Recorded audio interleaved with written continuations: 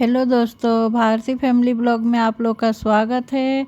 आज बहुत दिन बाद आप लोग के सामने एक कोहबर गीत प्रस्तुत कर रही हूँ। अच्छा लगेगा तो मेरे चैनल को लाइक शेयर सब्सक्राइब ज़रूर कीजिएगा और बेल आइकन दबाना मत भूलिएगा। अरे बाग जानी जई है ये दूल्हा बगैचा जानी हो जई है। अरे फरलटी कोढ़वाए दूल्हा झटवा जानी चलई है।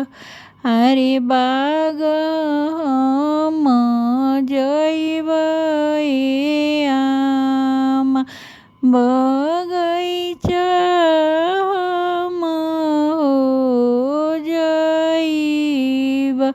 अरे फरलटी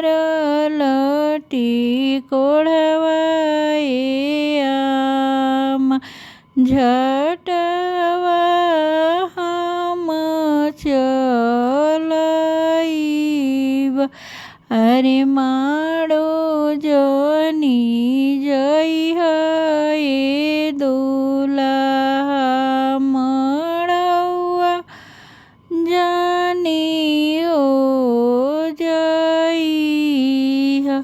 अरे ससुर जी के दियावा ये दूल्हा लियवले जानी हो आई है। अरे माड़ो हम जइब हो आम कोहबरवा हम हो जइब।